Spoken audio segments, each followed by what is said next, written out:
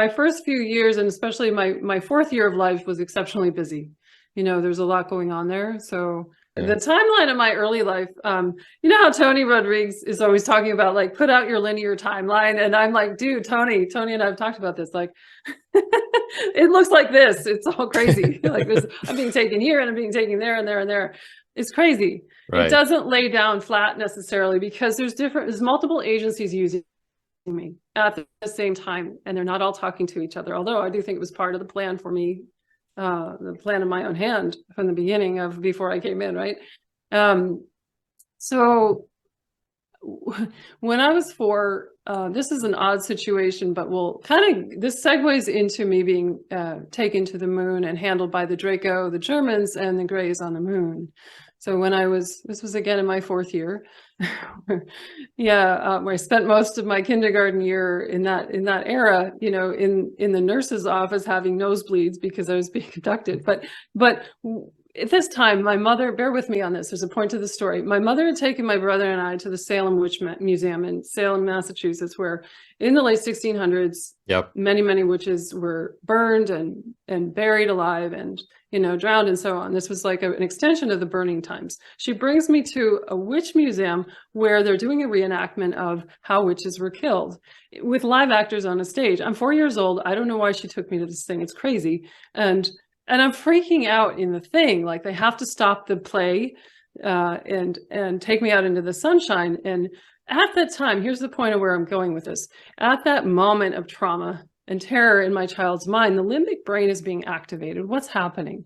There's a trauma response. At that moment, I had a Draco come into my consciousness, took me to the moon. It took me on a tour of what I would be doing on the moon, basically saying, you will be owned by us, and this is your new, not quite your new home, but this is your reality now, and it will be for a very long time. Oh my God. So from then on, I was up in space in one way or the other. I was being taken, but it made sense to me because the Draco ended up owning me, out on Planet X in the Kuiper Belt much later during my 20 and back. They had their hands on me, and I always feel like the things we talked about with the dark reptilian stuff in my family, my mother's line, that that I was earmarked for that from the beginning, much like I was earmarked by the Greys through my father from the beginning. So I don't think there was any way I could have escaped this, to be quite honest.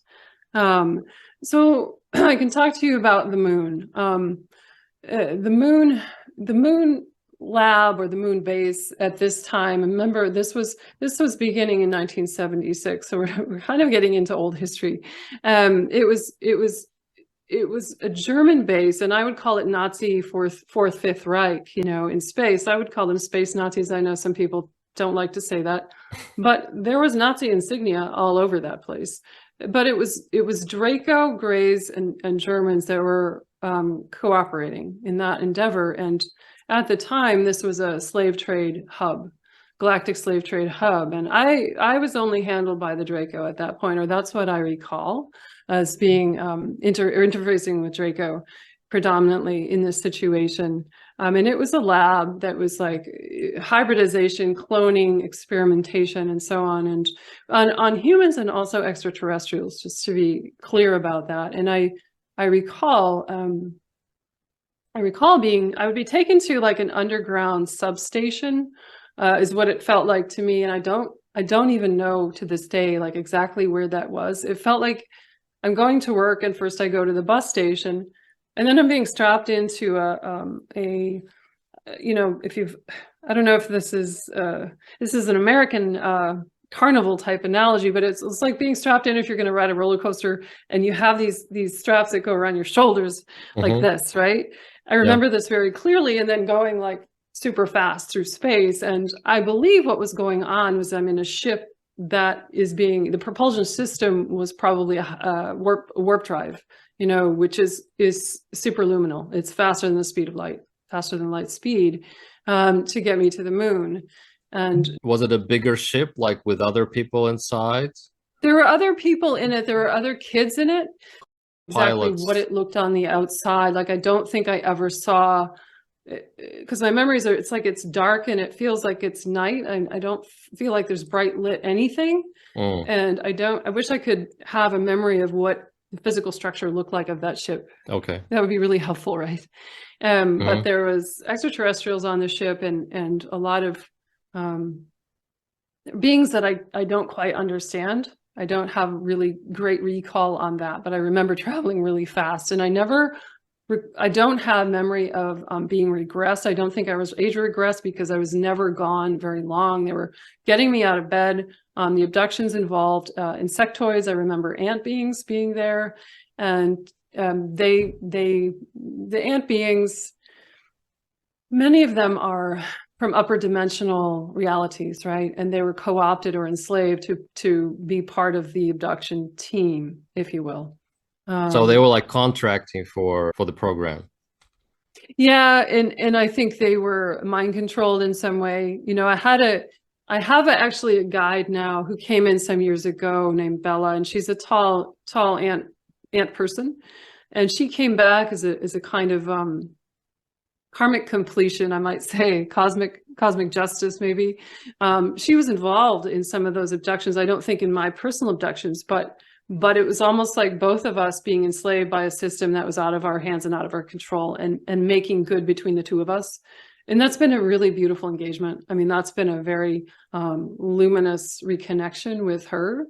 She comes with a very high level light, and it's been interesting to learn more from her perspective about her people, if you will, and to receive that at first very cautiously in my life, and then more openly as time went on. So that's been a beautiful denouement. But anyway, I kind of went off story, but just to say that the insectoids were often there, and I think they performed the duty of like creating a kind of paralysis, at least in the mind, but also in the body. They seemed very adept at creating that situation so I couldn't move and I couldn't control my bodily functions at all.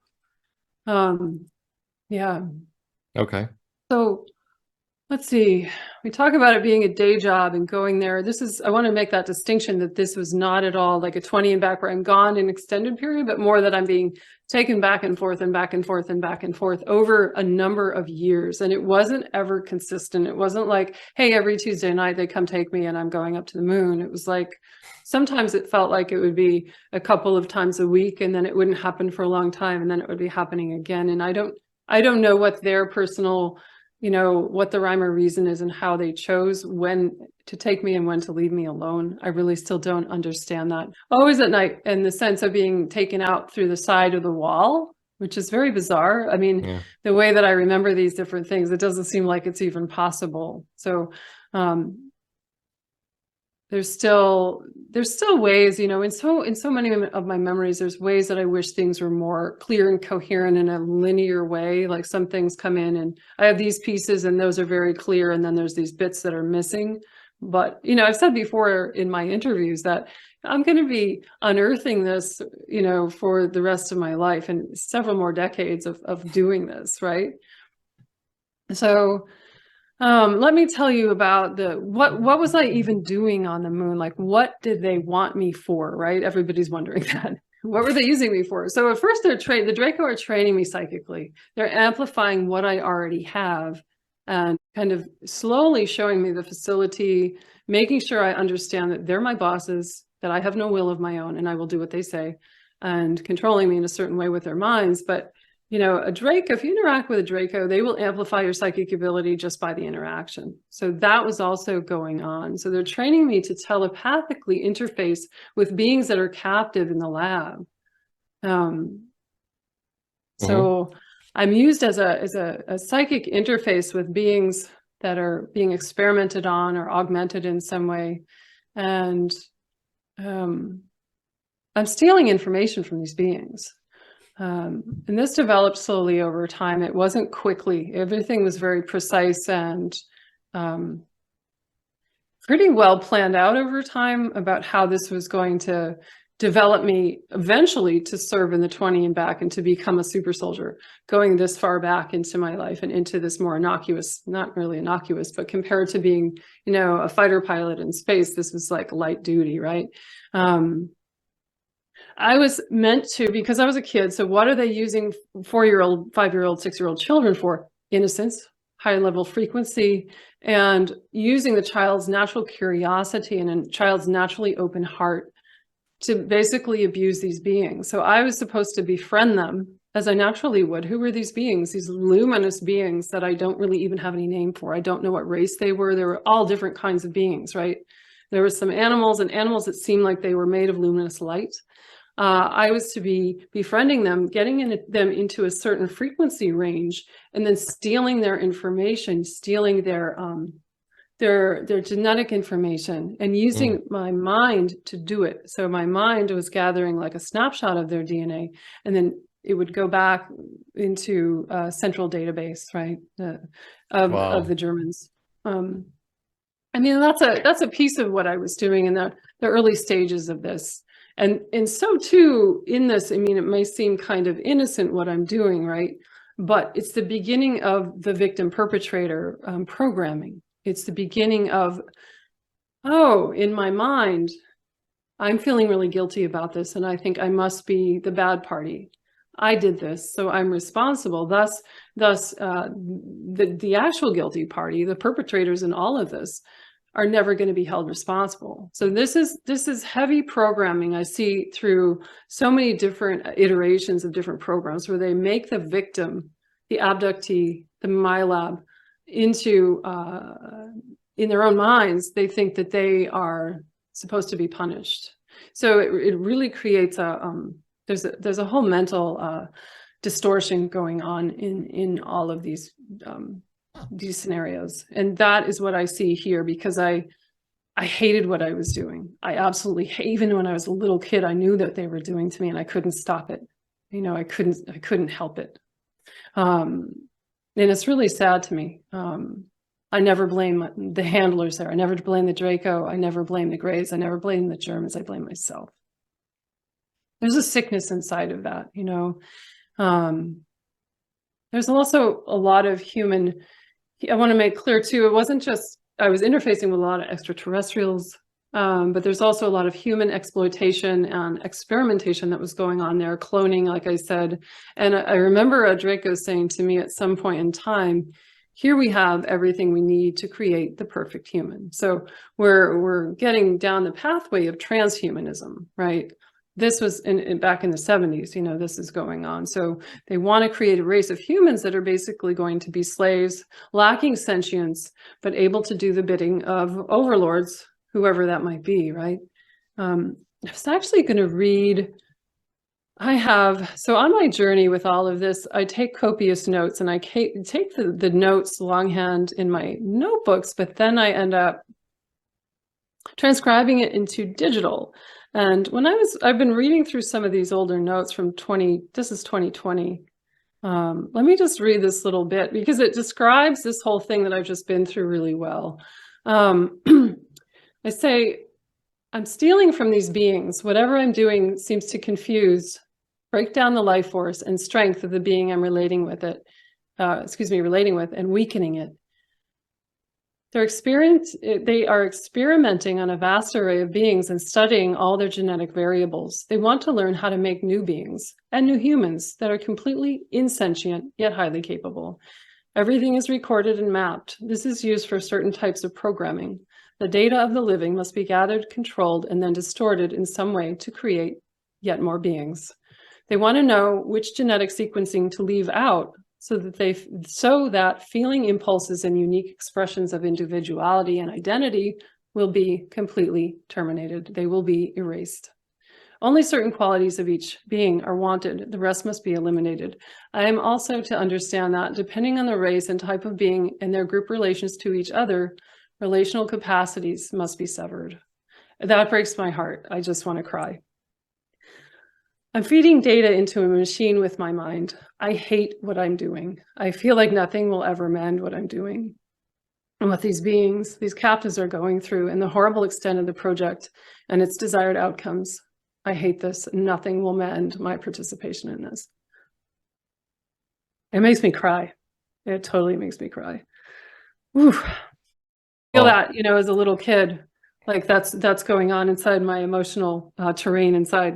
and that's the kind of program I want to make clear that is programming, and very adeptly done.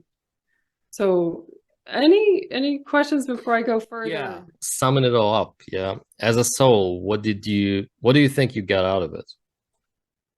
Understanding enslavement and liberation, understanding what it's like to be a captive, what it's like to be on either side of the coin. You know, too, as an empathic kid, right? I could feel everything that they were feeling, and I could not free them. You know, and it's to understand the bondage on this planet, right? Especially if we're talking about what I said before, you know, with the Light Alliance, the Galactic Confederation, we wanted to know everything we could about the enslavement of beings in this reality, in this quadrant of the galaxy. Boy, I was learning about that firsthand. So yeah, does that make any sense to you?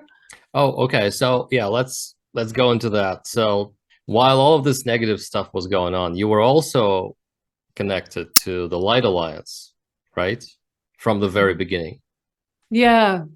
Yes, absolutely. And I mean, we spoke, I did speak on that. And just to say that we were extremely on the ship, you know, we as a broader consortium, were very interested in what was going on this planet in our solar system with the slave trade. So, you know, there I am, everything like what I just read, I'm like deep in the bowels of it, and I'm feeling it. And I'm relaying the information, though. I mean, all these details are being relayed back to the Confederation, which is kind of great in a way. Like, we have an insider here with intelligence being brought back up to us. So I suppose that's what I was also learning, right? So let's get into a strange quirk of all of this. So we could say the cleaner topside operations here are going on the moon. The moon being a more organized and ordered and debatably lawful place, right? The base there, this blows my mind even now. The base was connected to Dulce, New Mexico by a jump gate. And in my early iterations of all this information, like all of my renditions of talking about this, sometimes I'd be in an interview, this was back in 2020, and saying, you know, everything I saw on the moon reminds me so much of what I've heard about Dulce, New Mexico, the genetics lab run by the Greys and, you know, Human Agency, CIA. By God, isn't it shocking that I didn't know when I was moving through a door, a gate, you know, on the moon, that I was actually heading into the dungeon at Dulce. And that's where some of those cages with the luminous beings and this kind of dim orange glow for almost, I don't know how much, it's not quite a year, but anyway, it came to me later, and I just went, oh, Jesus God, how could I have missed this, right? And let me explain that too, why I didn't know this, because this is so seamless. It's like you walk into the kitchen or the bathroom in your house and you're in Dulce from the moon. That is, jump gates work by compressing space and time. There's different technologies, different iterations of that technology, depending on what group and what density technology we're talking about. However, that's the pith answer, the soundbite about how a jump gate works, or a jump room. It's a kind of portal.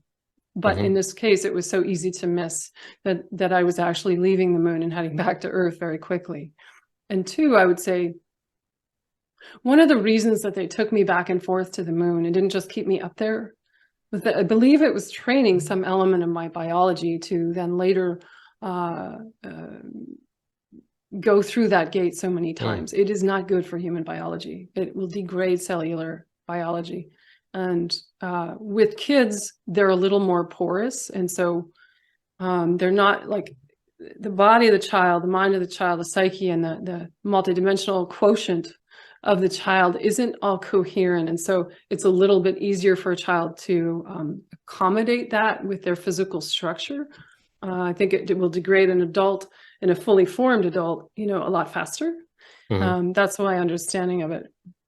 So I think that's relevant. But let's go back to Dulce. And now, does your audience have an understanding of this lab? Yeah. Okay. So yeah. You know, the Dulce was a dungeon. This is where ironically, you know, a lot of things go on in space that can't happen on Earth. They cannot get away with this stuff on Earth, so they'll go do it somewhere in the solar system. But in this case, like I said, the moon was ordered in such a way that the things going on Dulce I don't think could have happened there. And Dulce was totally rogue, absolutely like a Black project within Black projects, you know, and I was in the lower level interfacing with beings there. And I was I mean, in a way, I have to say this, and my memories are very much like being in a gray, drab inner state. And I feel like I'm just drugged and I'm looking at my feet and trying to just, you know, like my haze, the mental haze in my mind is very palpable through my memories as they come through my body, my physical structure. It's like, oh my God, this is so dark. Like just the energy of my experience within it. So I've also seen with Dulce, this is interesting, that as we talk about jump gates and portals, I was shown this psychically a while back that the Dulce base was actually, that area was a portal in which the Native Americans, the Jicarilla Apache, where that base is, it's on Native land, they were relating with benevolent beings over time, historically. And at some point, the Greys came in and co-opted that portal, which is, you know, if you say, like, why did they stick it at Dulce? Because there's a very important quantum jump that can happen there. It's really significant. I think it was at one time very sacred. So that's important to all of this. And two, I've said, you know, there was U.S. government agency involved here, but the Greys, they were nothing. The Greys owned this, and they were doing genetic experiments to help. There's many. Dulce was like, you could wander through there forever and never see the extent of everything that was happening. And it's fed by a tunnel system. They wanted human traffic, human cargo, human supply from the tunnels. Why? They're using human body parts, human DNA, human endocrine system secretions. You know, those are marketable in the galaxy. Those are tradable, highly valuable, right? So I remember a lot of stuff with body parts, and a lot of it's indescribable. You know, it's really indescribable what had gone on there. So did you also work in Dulce as you worked on the moon, or were you just transitioned through there to the moon? No, it was kind of the same thing, but amplified. And let me talk about the other job. You know, at some point I was operating the jump gate, right? I was escorting cargo through the gate. And this has to do with a child's frequency. So after I'd been doing kind of light duty on the moon, I'm tasked then, you know, because I've gained some ability or whatever it is, you know, I've proven myself in some way to them that they're sticking me on a different kind of duty. And because the cargo is so illicit, because it's carrying extreme density, they need a child's frequency of greater innocence to amplify the frequency so the jump gate can actually work and they can get that illegal material through to the other side. Wow. You know, I mean, that is mind-blowing, right? That is mind-blowing. And there's something too with, you know, some of the beings or experimental beings that were coming through. I mean, I say cargo as a, you know, that's very sterilized. We're talking about life. We're talking about different races and beings that have been in nothing but misery forever, really. Coming through the gate, and there, I can feel my emotion around all that. It's intense. Some of the beings would be bound off for off-world environments, off beyond our solar system, that would be lower gravity. And for some reason, the conditions within the jump gate had to be just so. And it was up to me or some other child trained in a certain way to keep it just so. You know, you could also lose cargo between space and time. And because this is, we could call precious cargo, we needed to eliminate that possibility. So it's a very, even though you could say it's like, oh, I'm just walking into my bedroom and there I am in Dulce, there's a complex frequential range or frequency range where things have to be very precise or it's not going to work. Just to add a little bit about that. And I was in such a state where I wasn't, you know, I was just looking at the ground, right? Like, get me the fuck out of here. This place is hell. I wasn't really, I think in part because I was altered, I'm shutting down, being shut down to do the work I'm doing, but also like shutting down my awareness so I can survive what I'm experiencing because it's so shocking to the human heart. That I don't have the recollection I kind of wish I had about all the particulars. I mean, I remember enough to know that maybe like I don't want to remember anymore, if you know what I mean. It's pretty, Was it's it hard to read. was it closed containers or cages or glass containers? What was I it? remember cages, more specifically cages, and lots of Okay. beings in cages in different transition zones. They had beings that were being gestated for a long, long time down there, which if I could, objectify the situation and take my own emotions out of it. I mean, it's kind of fascinating. Like it's fascinating what was going on down there, but more the horror is more like what stands out at, on the surface of my recall, right? But there was, I mean, the magnitude of different tech that was going on to accommodate all these different experiments is, I mean, in one way we could say it's kind of impressive, right? It's remarkable. I mean, I don't necessarily have enough verbiage to describe it adequately in human terms. Let me just read another. Okay. This is a little shorter than the last read, but it also encapsulates what Dulce was. And this is from November 10th, 2020, from my transcripts. Dulce is hell. I've described Montauk as the Auschwitz, the Holocaust of the programs, but Dulce is hell. It's not conceived of by human minds. It's beyond words in different ways than Montauk. Dulce is not run by human agencies. Humans are bit players here. They themselves are being played. They work for dark agendas and dark overlords. Ordinary human consciousness is no match for the ET depravity that has power at Dulce. Dulce is 100% rogue and lawless. Nothing governs it. It is a black project within black projects, a secret even to many working topside on the moon in cleaner varieties of hybridization and genetics experimentation. And in my notes here, I wrote parenthetically, sickness, stench, depravity, misery, death, and disease.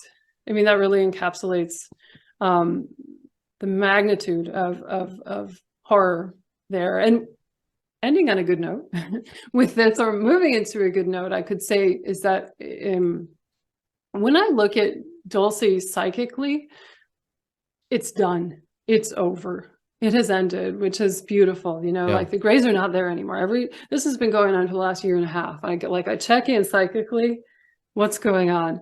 Fucking nothing's going on. Yes. This is to say that there's movement toward light. The grays are gone. That's because this was one of the biggest, baddest places on the earth, in my opinion. Having seen what I saw there, I would say, and it was so big, it was so much going on. Like, wow, that this has been diffused is amazing. Like, that's a huge victory for sure. And two, to remember that all of that had to do with the slave trade. The moon and Dulce were very much a part of that, and the Draco themselves were very major players in the galactic slave trade, and two, at times there was adrenochrome also being peddled off world by the Draco. I mean, the Draco Empire had gotten rich at the time via all of this, all the trading going on to various groups. And I was not in a need to know kind of position about all the ins and outs of that, but I did learn a good bit just by functioning in these kind of minor parts or minor positions that I was in. Yeah. Is there any? Yeah. So the beings who ran the Dulce base, they were the Orion Grays? Yes. Okay. I mean, that's all I ever interacted with there. Right. And even that was pretty cursory, but it was, I mean, the feeling is like being in the dark in a bunker, and there's no light. I mean, it's very dimly lit, and there's a lot of like noise and crying out and like being in a death realm. I mean, it's there's no limit. Let your human mind wander. It's going on there. It had gone on there, and then too, I can't claim to represent every piece and part that went on at Dulce. Like, I saw like probably this much of it, right, all together. But it's an interesting thing to me about the jump gate and the how that was connected to the moon. Like, that really opens up a lot of possibility, right?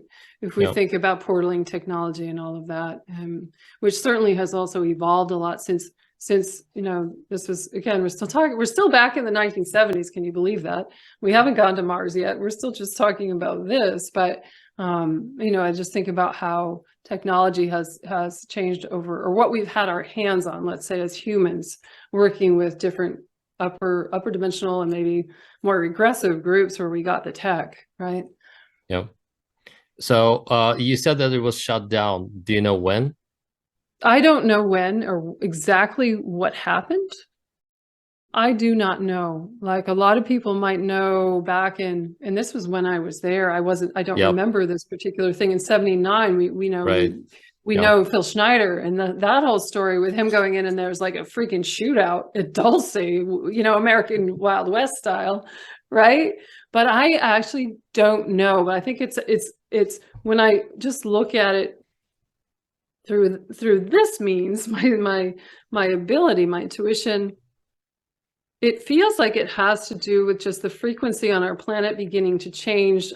The upper level leaders of the Orion group being cast, you know, asunder, and really a lot of change happening in the Orion group, and a lot of that has left our system.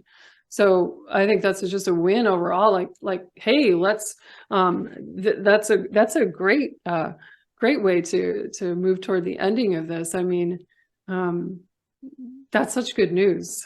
Yeah. Wow. You said Yeah. that they use children to up the frequency enough to get this illegal cargo out.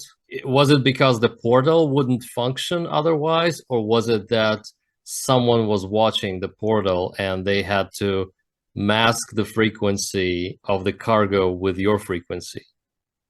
You know, it could have been that. It could have been that too, but I was more aware of it from the standpoint of the tech needing to it would work better if there were, you know, someone helping to elevate it by virtue of, you know, yeah, the child's frequency. And it's interesting about, you know, at first glance, when we look at the SSP, a lot of people, myself included, as I started to learn about all this, I went, why kids? Like, why are kids so like hot ticket, right? Why is this so important? I mean, 4-year-old children, come on. They need to be in kindergarten and play school and with their mothers. Give me a break. But we're so useful because we haven't been conditioned.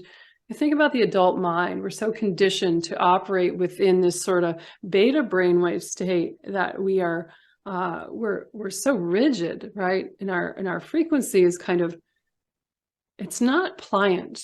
We're very set, right? But kids are like, when I look at kids psychically, I can see that their energy bodies wander. They're still traveling. They're inventors. They're creators. They're imaginative. They're still connected to the quantum field. They're connected to the earth. They're connected to the sky realm. They're connected to source. There is no more powerful battery than that. Okay. Right? Wow. It's crazy.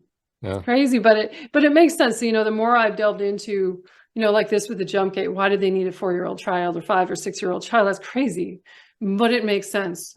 We have something that the adults have lost. Mm-hmm.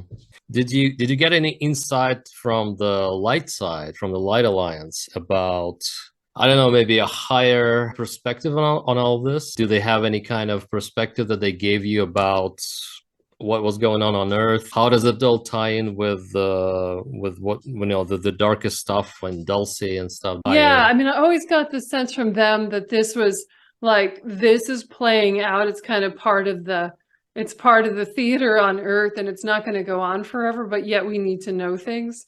They never seemed, it wasn't like we had this like freak out and panic, and like, I never got the sense that this was going to, even as bad as it was back in those days, I never got the sense that it was going to be what, you know, broke us here on Earth, interestingly. And that was always what they conveyed, was like, we're just kind of riding the waves out here, you know, or this is part of kind of what is scripted in, right? But Okay. but in the meantime, we're going to be taking every note that we can on it, and almost in a way like we're not ever going to repeat this. How did you know, Earth society get to this place, and how do we keep that from recurring? Almost like we're learning from the error here. So let's take down every note, every mathematical sequence, every quantum entanglement that produced this result, and not go there again. Because, you know, we talk about we talk about enslavement on this planet in so many ways. You know, we could talk about the enslavement of children and the multi-billion-dollar child pornography industry, which, by the way, I would say has funded some of the SSP, being that kind of you talk about illicit businesses and corporate involvements and all of that. That's supplying money for space programs. But right. You know, we've got all of the horrible trafficking of humans on this planet and the lack of freedom on this planet. But when you take it and amplify it and look at what's gone on in the galaxy, wow, it's a little bit shocking. But I think as we, you know, it's both what's happening in the solar system and off-world beyond the solar system and here on Earth, there's sort of a tandem movement into greater freedom and liberation. It was just part of what had to what the movement had to look like, what the script needed to look like for a certain time. And every time I look at this, even the moon now, when I look at that psychically, boy, that's quieted down. Like, this is not still going on the moon like this. So I think that's a beautiful blessing too, that to observe the shifts at this kind of level, which is so big. You know, I wish, you know, and maybe I could look at this more again psychically and to understand what's gone on with these other regressive races that were wanting, like human endocrine glands and so on, like that were being traded, right?